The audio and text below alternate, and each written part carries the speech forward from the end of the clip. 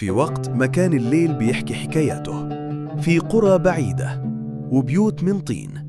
كان كل بيت فيه سر وكل حكاية وراها عبرة.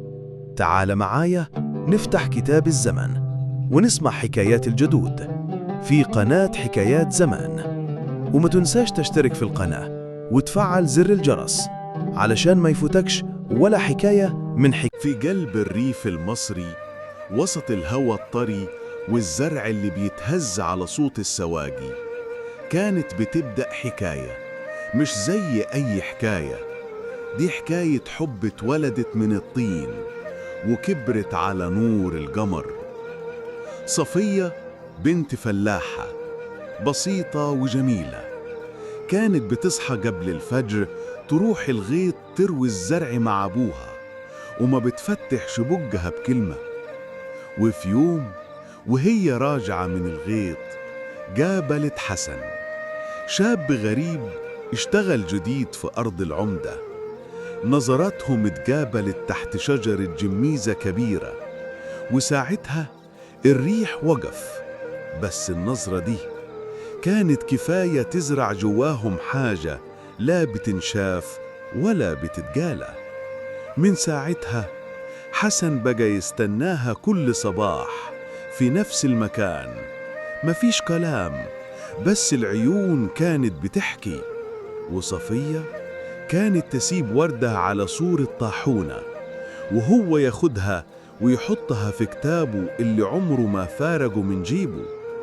بس الريف ما بيرحمش، والعيون كتير، والكلام أسرع من النار.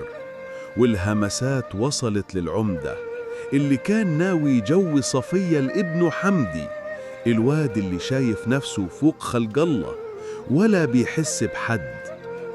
العمدة جالي أبو صفية وبلو شد حيلك، فرح صفية بعد العيد. والأب قلبه مكسور مش عارف يقول إيه. والبنت كل ليلة تبكي في الضلمة وتكتم صوتها في المخدة.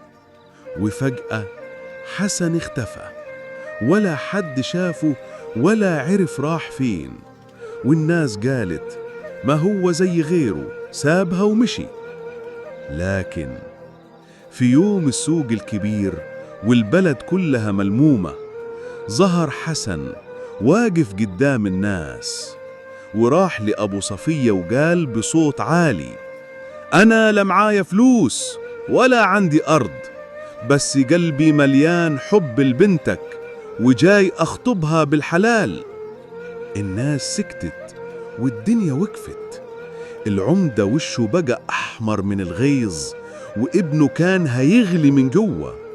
بس أبو صفية بص في عينيه وشاف فيه راجل من ظهر راجل، مدله إيده وقال له: على بركة الله، جوازك منها هو الصح. واتعمل الفرح، فرح فلاحي بسيط على نور الفوانيس. النسوان زغرطت والرجالة غنت، وصفية دموعها نزلت من الفرحة. والشجرة اللي شافوا بعض تحتها بقت شاهد على حب كسر العادات وطلع منه نور. وفي الريف لسه في قلوب بتحب من قلبها، وزي ما الأرض بتطرح قمح بتطرح كمان حب، وحبهم فضل عايش تحت نور القمر. وكانت دي حكايتنا النهاردة من حكايات زمان. لو عجبتك الحكاية ما تنساش تعمل لايك وتشترك في القناة وتفعل الجرس علشان يوصلك كل جديد من حكاياتنا القديمة. نشوفكوا في الحكاية الجاية في أمان الله. ولو وصلت لهنا ما تنساش تصلي على النبي.